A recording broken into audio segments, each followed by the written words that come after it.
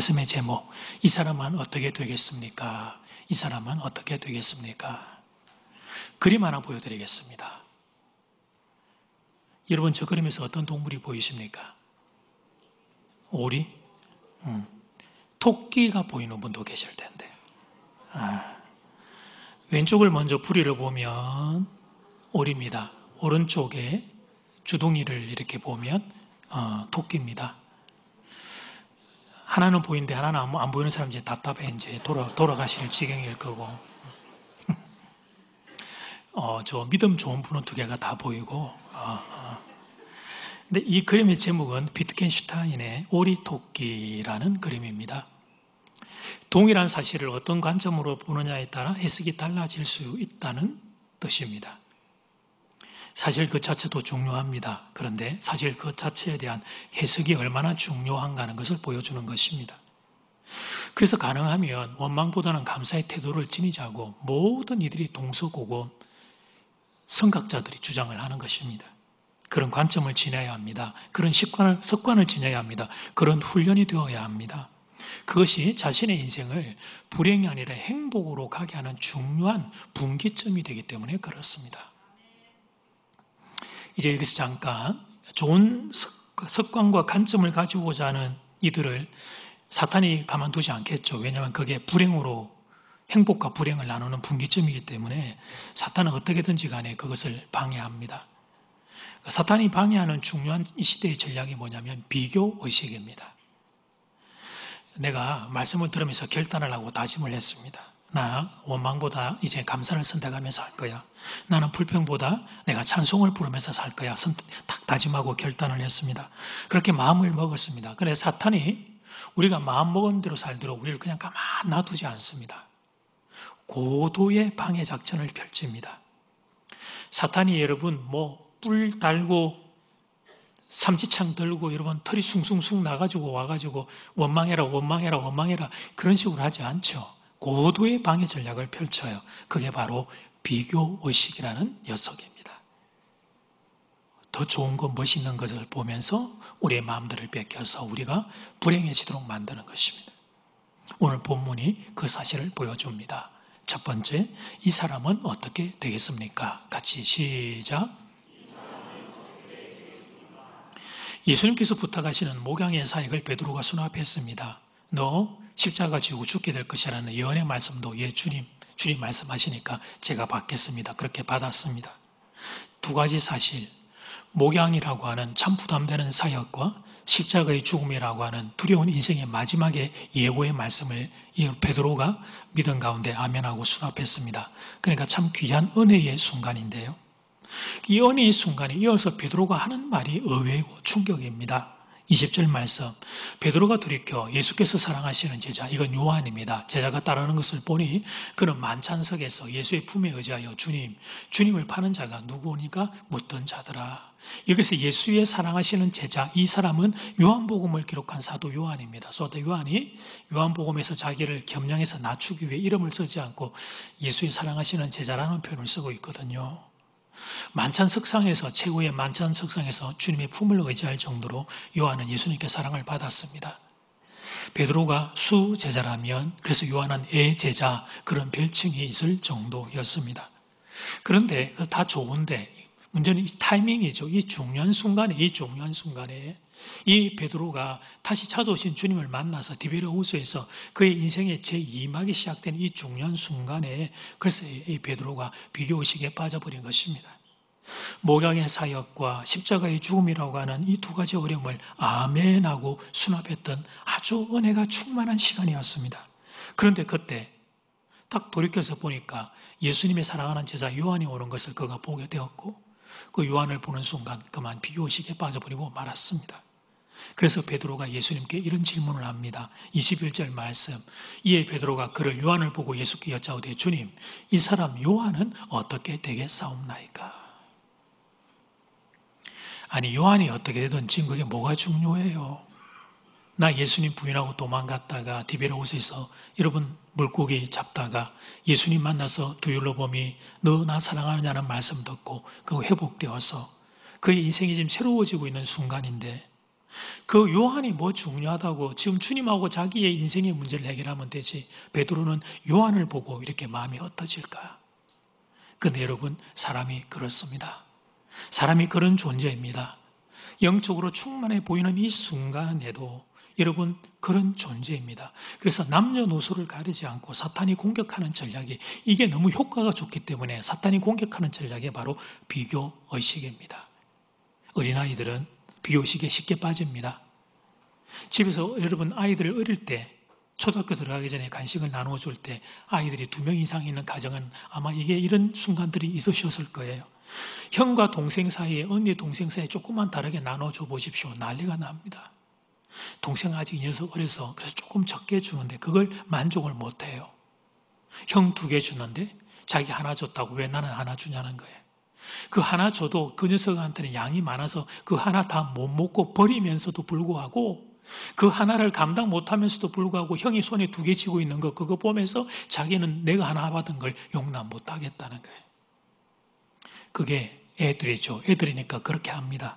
그럼 여러분 우리가 어른이 되면 좀 낫습니까? 아닙니다. 어른도 예외가 아닙니다. 속에서 열불받아하는 건 똑같습니다. 오죽하면 한국 속담에 사촌이 밭을 사면 배가 아프다 그런 말이 있겠어요. 친척이 잘 되면 좋을 일이지. 그런데 오히려 배가 아픈 거예요. 그 사촌 초중고 다닐 때 나보다 공부도 못했는데 그 말이 제일 먼저 나오죠. 우리는. 비교의식이라는 게 얼마나 무서운 녀석인지 모릅니다. 그리고 이것은 목회자인 저도 예외가 아닙니다. 부흥회 강사로 섭외하는 분은 저는 뭐 이렇게 간단해요. 명료해요. 저보다 설교를 잘하시고 저보다 목회를 잘하는 분을 삼고초려해서 찾아서 모셔오려고 노력을 합니다. 맨날 꽁보리 밥만 드시는 여러분들 애도를 표합니다. 여러분에게 그때라도 좀 특별식을 드실 수 있도록 좋은 강사님을 모시고 오기 위해서 기도하고 노력을 많이 하는데 그래서 이제 그런 강사님이 오셔서 은혜의 말씀을 선포하기 시작하면 제 마음에 2가지 생각이 찾아옵니다. 여기 앞에 앉아있으면 첫 번째는 감사의 감사. 하나님 감사합니다. 아이고 이번에도 올해도 좋은 강사님 보내주셔서 우리 교우들 이렇게 보니까 은혜 받게 하시니 하나님 정말 감사합니다. 감사의 고백이 제가 먼저 나와요. 그게 한 80, 90% 제 마음에 있는 거라면 저쪽 구석에 한쪽에 웅크리고 있는 이상한 녀석의 마음이 하나 있어요. 그건 비교하는 마음입니다. 아이고 어떡하지? 설교를 너무 잘하시네. 아이고야 큰일 났다. 며칠 뒤면 내가 주일날 설교해야 되는데 아이고야 이거 어떻게 감당하면 좋을까? 제가 위축되고 제가 작아지는 것을 경험하게 돼요. 제가 이러니 여러분은 말할 것도 없습니다. 특별히 비슷한 또래의 연배들끼리 자꾸 비교가 됩니다. 20대가 저하고 비교는 하겠다. 제가 너무 젊어 보여서. 그러니까 그런 일은 잘 없어요. 비슷한 연배끼리 비교를 하는 거죠. 같은 그 구역에서 같은 비슷한 연배, 전도에서 비슷한 연배, 또 청년들은 청년 1부에서 청년 2부에서 예단부는 또 그 젊은 부부는 곳곳에서 비슷한 또래가 내가 비교를 하려고 하는 게 자꾸 돼요. 왜냐하면 늘 같이 지내는 사람들이니까. 그래서 그 모임을 소그룹 모임을 하는데 한 분 성도가 감사의 고백을 하는 거예요. 기도해 주셔서 아이고 정말 기도해 주셔서 저희 아이에게 이번에 자녀가 좋은 학교 또 좋은 직장에 취업을 하게 되었습니다. 감사합니다. 그래서 고맙다고 떡을 돌리는데 떡도 어디 생선 한 번도 본 적 없는 비싼 고급 떡을 가져와서 탁 돌리는 거예요. 근데 그 떡이 달아야 될 텐데 잘지 않고서 떡을 씹어 먹으니까 씁니다. 내가 입으려고 말은 축하합니다고 말은 하는데 이상하게 내 마음은 단감이 아니라 떫은 감을 씹은 것 같은 떨떠름함이 나와요. 집에 와가지고 가만히 있는데 나중에는 혼자 있으면 하나님을 향해서 서운하고 섭섭한 마음도 생깁니다. 아니 하나님도 눈도 있으니까 다 봤을 거 아닙니까? 신앙생활은 내가 그래도 그 권사보다는 저 집사보다는 내가 훨씬 더 열심히 하는데 왜 그 권사님, 집사님 자식이 더 잘 됩니까? 하나님 도대체 나 보고는 있습니까? 서운하고 섭섭한 마음이 생깁니다. 사는 여러분 우리가 이런 존재입니다. 우리가 이토록 쉽게 비교의식에 빠지는 존재입니다. 예수 안 믿는 거 아닙니다. 직분 안 받은 거 아닙니다. 영적인 은혜를 체험하지 못한 것도 아닙니다. 예수 분명히 믿습니다. 구원도 받았습니다. 영적인 은혜도 많이 경험했습니다. 그런데 이놈의 비교의식 앞에서는 그냥 완전히 무장해제가 되어버리는 거예요. 막아지지가 않는 거예요, 이 마음이. 우리 마음에 있는 감사를 너무 쉽게 빼앗겨버리는 것입니다.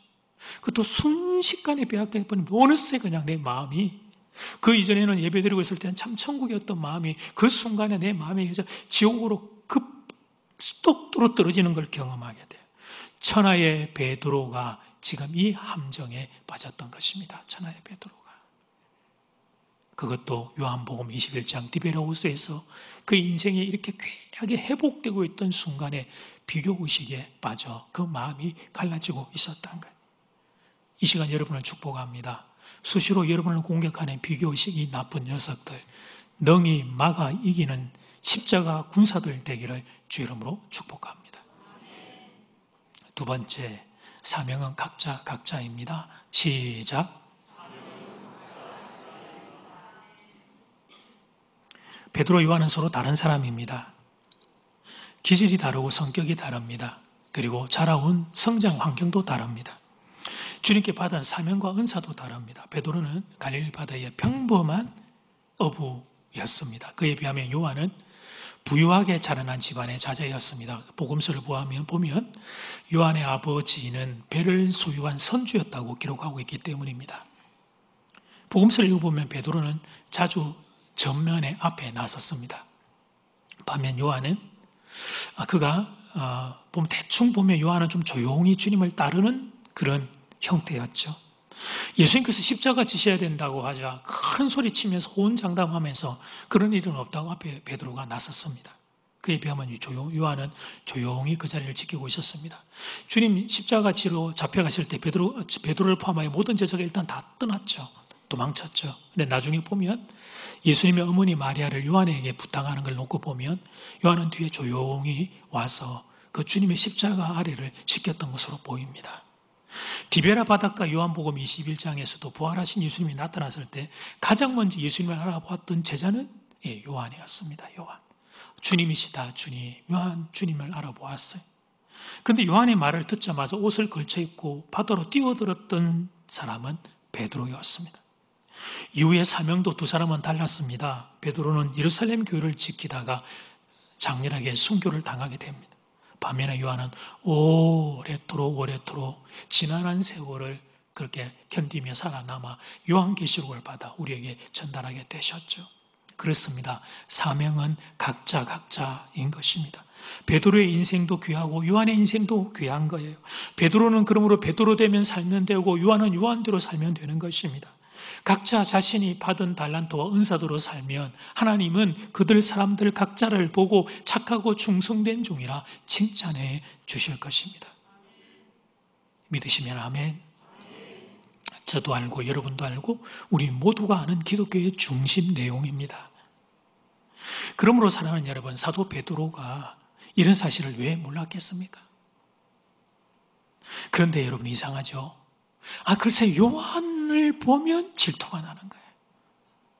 그놈의 요한을 보면. 자기는 성격이 급해서 덤벙 거리는데 요한은 조용히 예수님을 따르고 있습니다. 나이도 자기보다 좀 아래 보이는 동생인데 말이죠. 부활하신 주님을 향해 물에 뛰어들었던 것도 자기가 먼저기는 했지만 주님을 먼저 알아본 이는 요한이었습니다. 예수님 육신의 어머니 마리아를 요한에게 맡긴 것도 베드로는 질투가 났습니다. 예수님의 요한을 더 좋아하는 게 아닌가? 예수님의 요한을 더 신뢰하는 게 아닌가? 이게 베드로의 감정이었습니다. 사명은 각자라고 하는 걸 머리로는 알았습니다. 예수님께 가르침을 받아서. 그런데 이 감정이 조절이 되지 않는 것입니다. 요한이 자꾸 마음에 걸리는 것입니다. 왠지 요한이 자기보다 예수님의 사랑을 더 많이 받는 것 같습니다. 그래서 요한의 인생이 자꾸 궁금해집니다. 요한은 요한이고 자기는 자기 인생을 살면 되는데 그런데 그게 안 되는 것입니다. 그래서 이 은혜가 가득한 시간, 이 감동의 시간, 요한복음 21장 디베레호스, 요한복음 21장의 가장 마지막에 역사적인 이 순간에 그 베드로의 마음이 갈라지게 되었던 것입니다.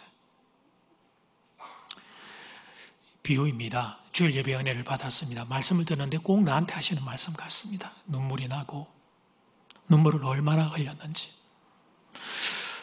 얼마나 진짜 감동이 되는지. 근데 예배가 끝나고 이제 분당문을 나서는데 담임 목사님께서 이렇게 세 가지고 인사하시느라고 내가 나가면서 이렇게 나 좀 봐달라 이래 했는데 목사님이 나한테 눈짓을 안 주시고 얼굴을 안 비춰주셨어요. 그래서 이렇게 썩 내려가면서 싹 돌아보니까 평상시 내가 내 마음에 조금 불편하고 안 좋아했던 권사가 나오는데, 글쎄 그 권사를 보면서는 목사님이 환하게 웃으면서 인사를 하는 것입니다.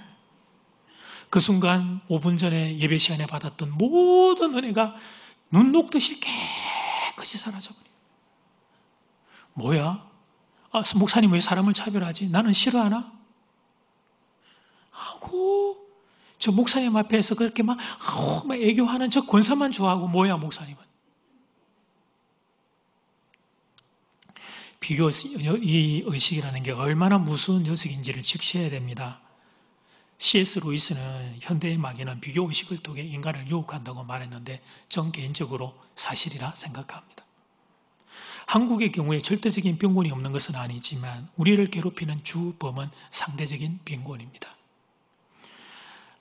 자기 남편과 친구의 남편을 비교해서 수입과 출세의 차이가 있을 때 조금 나으면 코가 성형수술한 것처럼 올라가요. 콧대가 왜 높아지는지 모르겠어. 그러니까 조금 부족하면 절망하고 남편을 막 때려잡고 집에도 못 들어오게 만들고 밥도 안 해주고, 반대로 남편도 자신의 아내를 다른 친구의 아내와 비교합니다. 더 심각한 건 자녀를 친구의 자녀와 비교하는 부모들의 마음이 우리에게 숨어 있습니다. 그렇게 되니까 교만해지게 되고 아니면 좌절해지게 돼요. 성도도 그러냐고요? 그럼요. 성도도 그러고 삽니다. 예수를 소유한 성도가 그러고 산단 말이에요. 땅을 치고 통곡할 일이 아닐 수가 없어요.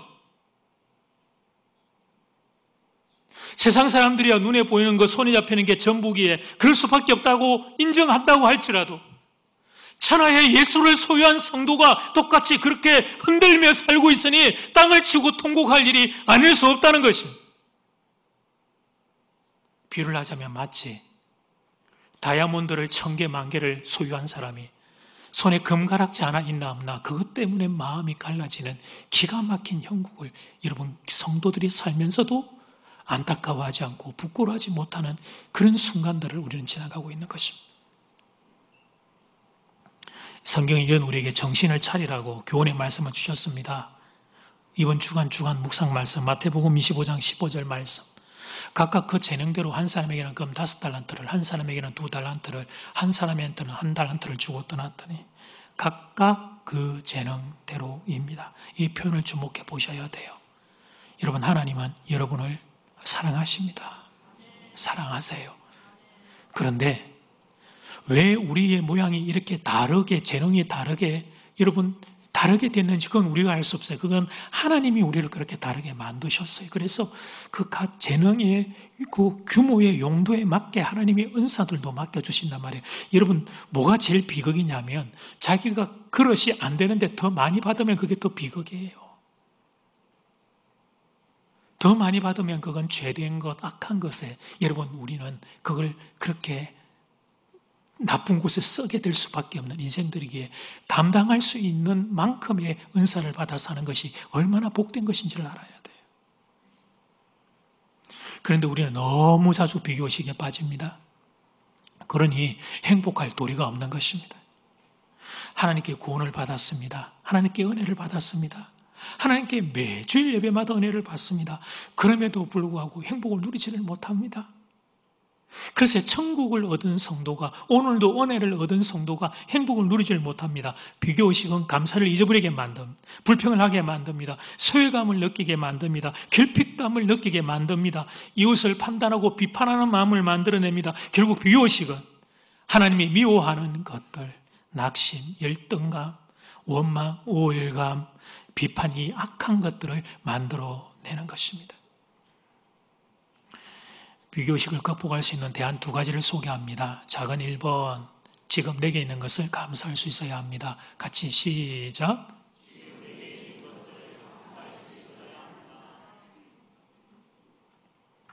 지금 현재 내게 있는 것을 감사할 수 있어야 합니다. 눈이 열려야 합니다.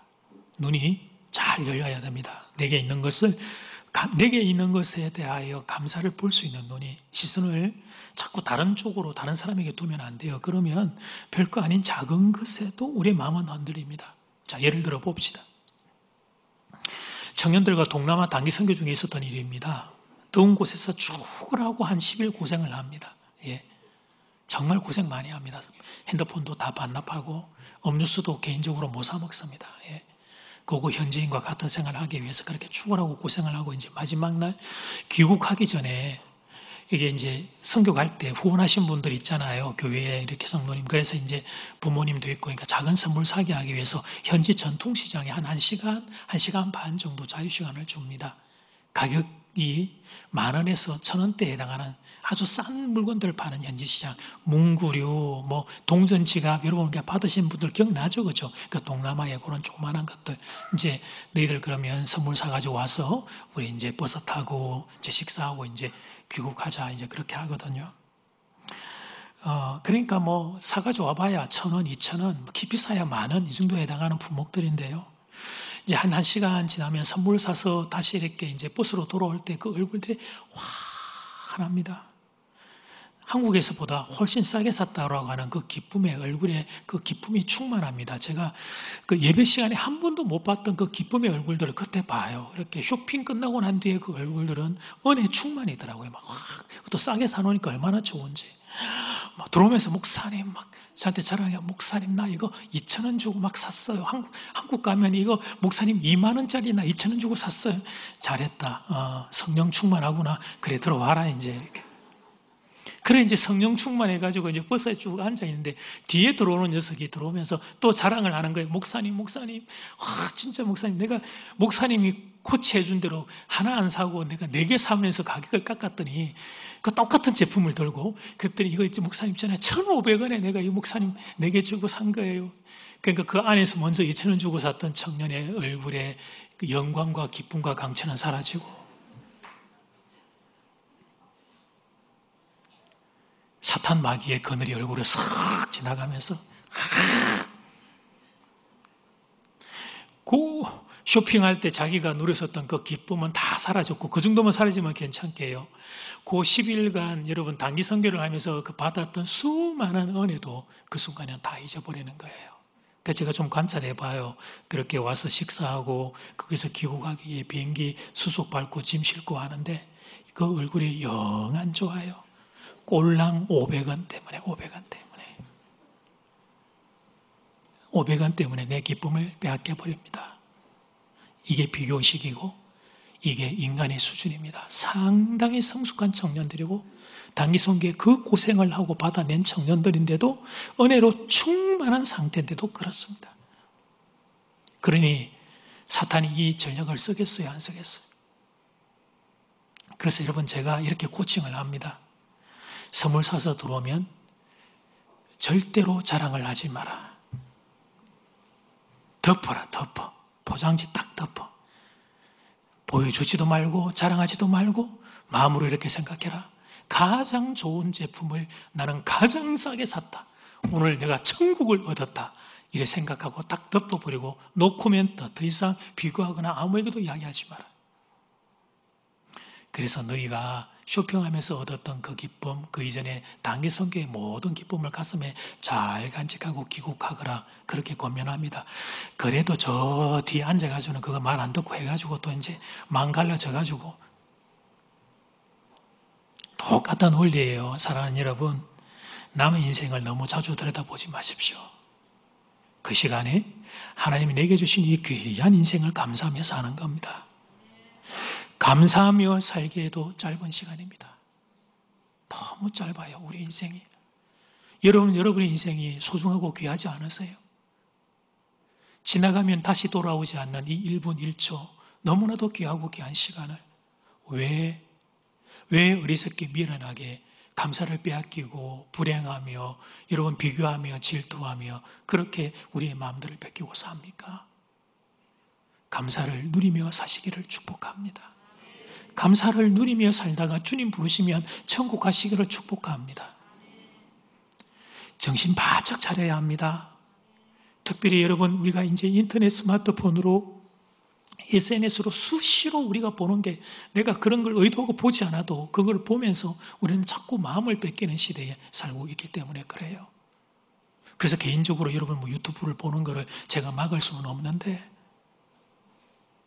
여러분 그 보는 채널들도 좀 지혜롭게 잘 선택들을 하세요. 알겠죠?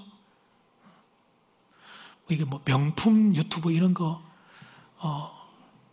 그래 대리만족이라도 하기 위해서 본다. 뭐 그것도 뭐 그럴 수는 있겠다 싶은데 여하튼 여러분 보고 나서 내 마음이 조금 안 좋아지는 것들은 알아서 잘 피하고 안종대 목사 설교 100번씩 일주일 동안 듣는 게 복이 있으리라 이 연사는 외치는 바입니다.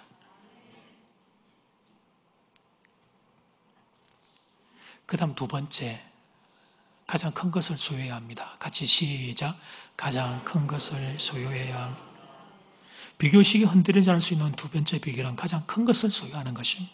그러면 작은 것들 때문에 일이 일비하지 않을 수 있습니다. 이전에 비유를 들어드렸는데 이게 가장 적합한 비유인 것 같아서 또 비유를 들어드립시다. 부산대학교 앞에는 맛있는 음식들이 절비합니다. 맛있는 식당들이 참 많습니다.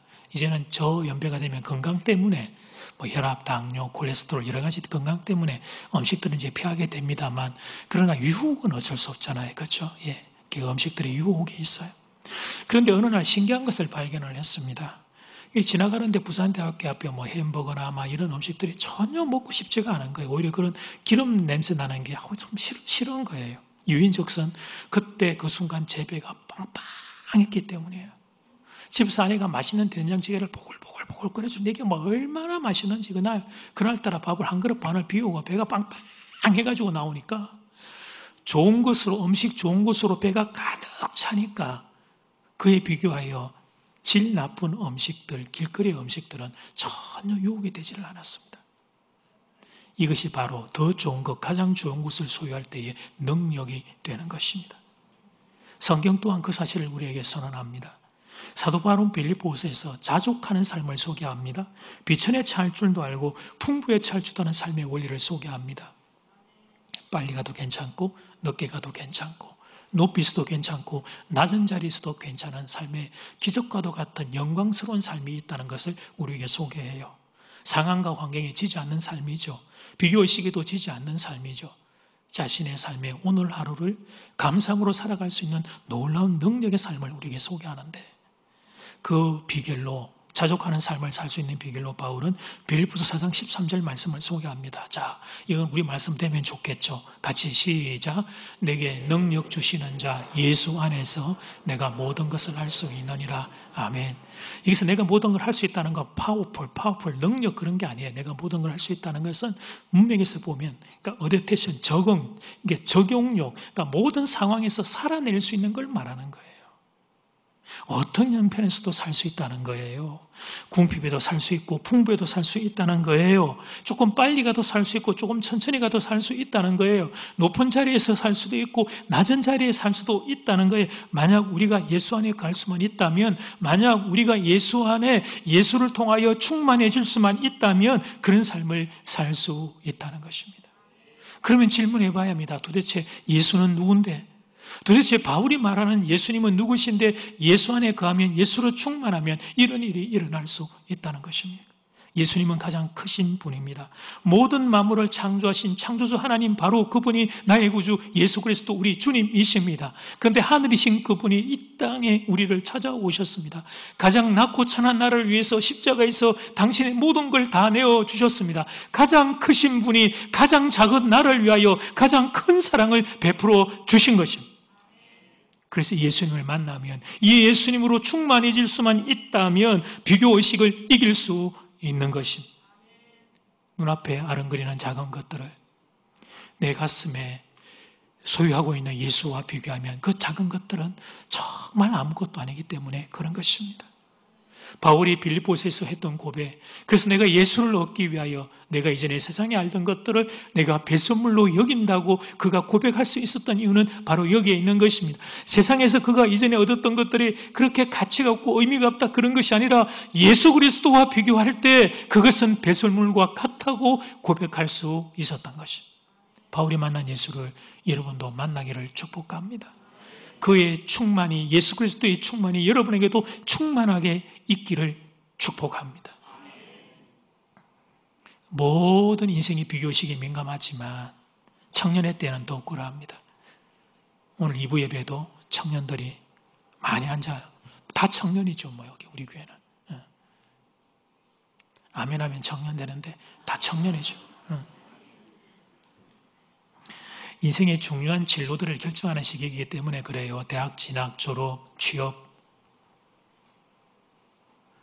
그래서 어떤 청년들은 직장 생활을 지금 이제 자리를 잡아서 하는 청년이 있는가 하면 어떤 청년들은 그것을 준비하고 또 도전하고 그런 또는 또 다른 곳으로 옮기거나 이런 과정 가운데 있습니다. 여러 정말 다양한 모습의 청년들이 외모는 비슷해 보이지만 삶의 형편들은 정말 다릅니다. 여러분, 그래서 교회에 와서 이제 청년들이 모임과 소그룹의 모임에 모일수록 어떤 일이 자기들이 일어나냐면 안 그러려고 그래도 자꾸 비교가 되는 거예요. 안 보면 괜찮은데 여러분 자꾸 보면 내 눈앞에서 그 청년들이 자꾸 보니까 저 청년은 뭐하고 있고 또 나는 뭐하고 있고 자꾸 그게 비교가 됩니다. 그런데도 그 비교의식에 지지 않는 참 귀한 청년들이 있습니다. 예수님으로 매주일 예배를 통해 가슴을 또 채우고 가슴을 채워서 그 청년의 기다림의 세월들, 인내의 세월들을 믿음으로 버티며 살아가는 것입니다. 청년 공동체에서 임원과 리더로 지금 이제 주일학교 예배 시간에 교사로 교회 안에 이런저런 다른 봉사와 섬김으로 주일을 그렇게 하나님 앞에 신실하게 살고 월요일부터 토요일까지 하나님이 자기에게 맡기신 그 일상의 삶들을 믿음 안에서 묵묵히 걸어가는 거예요. 그렇게 살 수 있는 것은 결코 쉬운 일이 아닙니다. 저는 신앙생활하며 하나님이 살아계시는 것을 사랑하는 교우 여러분들을 통해 발견할 때가 있거든요. 여러분의 삶을 통해 제가 그 젊은 그룹들을 보면서 하나님 살아계신다. 저 친구들 사는 거 보면서 그럴 때가 종종 있습니다. 여러분 이 가슴에 예수 그리스도로 채워지지 않으면 살 수 없는 영광의 삶을 그들이 살고 있는 것입니다. 눈앞에 아른아른거리는 그런 현실에 지지 않는 거예요. 지지 않는 거예요. 조금 더 있고 없으면 지지 않는 거예요. 조금 더 빨리 가고 늦게 가면 지지 않는 거예요. 예수님이, 나를 사랑하는 예수님이 내 인생 붙잡고 계심을 알기 때문입니다. 요셉의 하나님이 나의 하나님이라는 것을 믿기 때문입니다. 바라기 이런 은혜가 여러분 모두에게 임하기를 소원합니다. 예수로 충만하십시오. 예수로 충만하십시오. 예수로 충만하십시오. 그래서 여러분을 유혹하는 비교의식을 거뜬히 이겨내는 영광의 성도 될 수 있기를 주의 이름으로 축복합니다. 아멘.